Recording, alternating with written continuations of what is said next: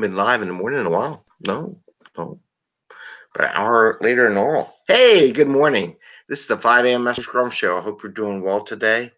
I am Greg Mester, Scrum Master and Agile Coach, and it is a Monday, about 6:30 a.m., and this is our 433rd show that we're doing. Kind of didn't do any over the weekend because I'll be honest with you, I was burnt out. Anyway, let's talk about why we're here, and then we'll talk about what's going on. So we're here to talk about Agile and Scrum in a practical and tactical way. So you can get value to your customer, get home, have some fun like I did over the weekend. Well, we had good fun. I'll tell you a little bit about that story. And do without working 60, 80 hours a week. And have, it's kind of crazy what people want to do. Unless you really love it. I mean, okay, so Thursday night, made our first attempt to drive all the way down to Virginia's 3.5-hour drive to go see the rocket launch, and then it didn't launch. And then I drove all the way back home in 3 hours, so I was home around 2:30 in the morning. And then we got up Friday. It was exhausted, had a headache, I was like, I get no sleep. Kids are up. Ooh, I'm up. Yeah, because you had a 6-hour nap. But then, kind of got the kids home around 3 o'clock. I asked the kids, okay, look, what do you want to do? Do we go for the second attempt? We stay home. And they're like, my daughter says, 9-year-old daughter says, look, we all want to see the rocket ship launch, so let's just do it. I said, all right, screw it, let's do it. So we got in the car again on Friday, drove all the way down to Wallops Island to go see the rocket launch. Again, another 3.5-hour drive. We got there an hour early this time, so it was good. So we got to eat nice seat, and I put some pictures up in LinkedIn. I don't know if I put a picture in YouTube, but I put a video up in YouTube. We were successful, and they launched a rocket, and it was awesome. It was different. It was being there versus watching it on YouTube. Two different things. It was so funny that there was actually like a 15-second delay. In the one video, you can hear it. You can hear the person playing the radio, listening to the local NASA radio station, and you hear the delay, and it's 15 seconds ago. I'm like, the rocket's already up in the sky. So seeing on YouTube and all that versus seeing it in person, there is a delay. It is amazing to feel the engines. My kids haven't felt like, and I worked with jet aircraft before, so I kind of feel it, but it's still not like having a rocket. First time I've ever seen a rocket before take off, so there's a lot of firsts for me and my kids. So we had a good little adventure. My kids loved it, and they thought it was amazing. So from that point of view, it was worth it, right? Problem is, I was exhausted all weekend, and then we drove back. We made a little adventure stuff on the way back home and zigzagged across what they call the Eastern Shore. See a couple things for the train museum, did some stuff like that. But I was exhausted, so I kind of slept Saturday and slept Sunday. So I didn't do a show over the weekend because I was literally just exhausted. I finally caught up on my sleep. I think everything's good, and we're ready to go. And I got up early today, just sitting there, getting back in the gear cat. And Bubbles here, she's happy that we're back. So anyway, so that was the story of the adventure. Why I didn't have a show over the weekend, but we are here today. But I am going to talk about the rocket theme because I wanted to say some things on Friday, but I didn't want to jinx the rocket. I was like, okay. But there's two things that I wrote two little things in here. Over testing, over censoring, right? I look at teams and we test stuff. The funny thing is that we before all the automation, didn't necessarily test everything on the planet and do all this stuff. We would test to a point and see what the critical factors, watch some critical instruments to see how they're doing and go off of that and do this. One of my comments that I made up on Twitter was, if the rocket industry really wants to go commercial and carry transportation and do this stuff, they got to get better at this stuff, because there's no way anybody's going to buy a ticket to go on this ride if they have to wait 2 or 3 days to actually get on the ride, right? They're not going to get there. Look at air traffic, airplanes. There's probably lots of little sensor things that go off, but it's not a critical sensor. It's not something that will prevent me, hey, the tire pressure is down by 2 pounds per square inch or something like that. Okay, we can still fly. We're in a very good safety margin how it's built. We're fine to go. What's not taken in this? So I just, I'm playing backward quarterback, but what I've seen in the past is like, I want to talk about over testing. Sometimes we over test stuff. We put so much testing in things that nothing would ever get off the planet if we didn't just let it go and figure out what our margins are.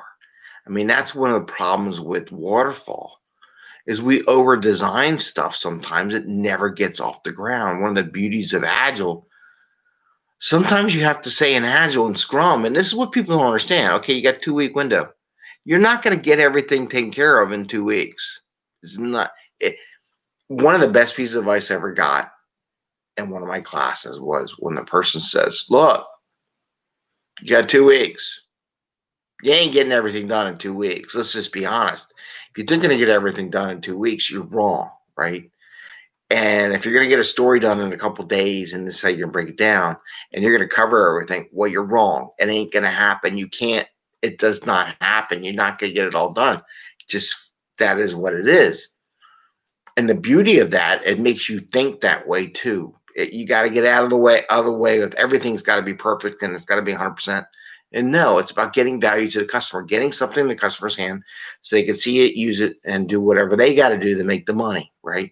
Because they're really going to ones that are going to return on investment on whatever software craft you do.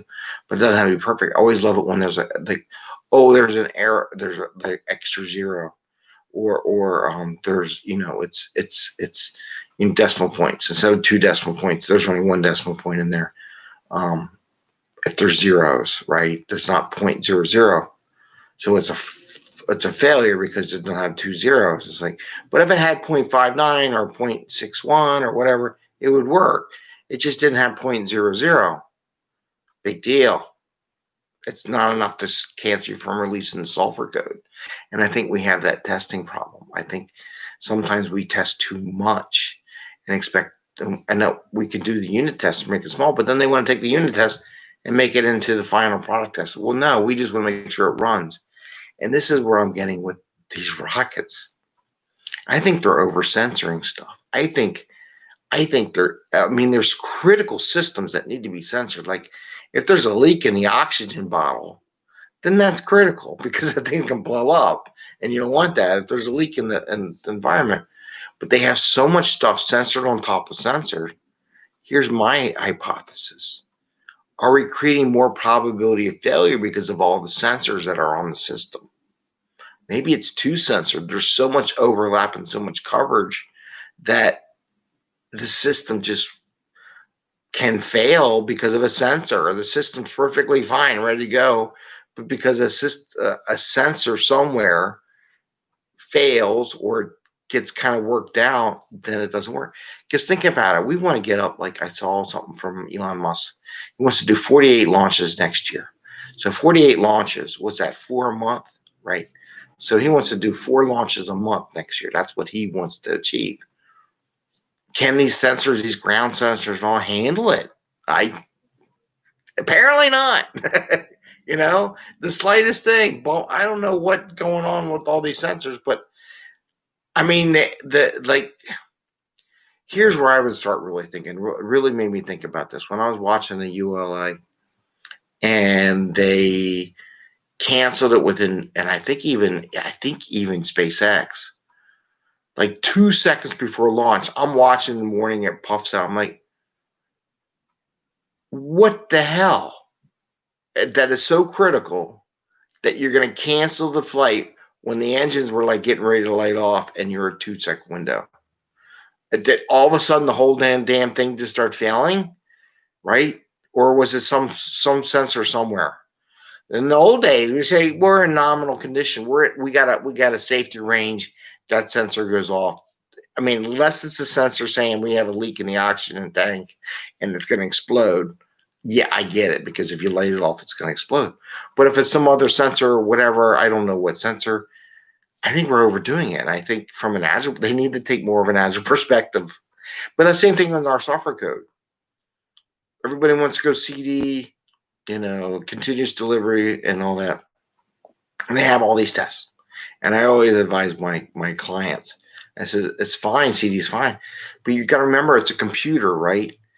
If everything's not perfect, the computer's not going to let you release your code. It's just not going to, unless you override it, right? Um, and people don't get that. In a computer world, it's yes or no. So all these tests you put in that has to pass all those tests, which would be good. I'm not saying it's not good, but sometimes there's some more critical tests that are important. That if it's a small little test, like, hey, the word is spelt wrong. Well, we don't have a spelling test, by the way. I wish we would. Um, you know, don't do it. So you have to be careful with what you got in there from an over sensing, over testing. So I just wanted to talk about that this morning. As you're thinking stuff about what you're doing, so a lot of people are starting sprints. Start thinking about what's critical test in order to go to the customer, because the idea is to get stuff in the customer's hand. The idea is not to get not stuff in the customer's hand. If that just made sense, what I just said. The idea is get it to the customer. Let them use it. I mean, as long as it doesn't calculate the wrong numbers and starts taking money out of your savings account, or giving money away to the IRS, or I don't know, whatever, then you're in good shape. You know, as long as it works in general, what are you going to do? Because I look at YouTube. YouTube just changed their whole darn interface for how you interface with the channels and everything like that. They didn't tell anybody. They just did it. I don't know if everything works. Maybe one day some things work, some days things don't. I haven't seen anything yet, but they released it. So anyway, that's all I got for today. It is Monday. Happy, get out there, enjoy your day, see the world. Stuff comes up, new fun stuff in the world coming out. Ring the bell, and as we put new stuff up there, we'll put it up there. Definitely hopefully I got the kids all do the Mentos thing this week. So it should be fun. All right. Have a good day. Have a good week, and happy scrumming. Enjoy what you do and have a little fun. Take care. Bye. See ya.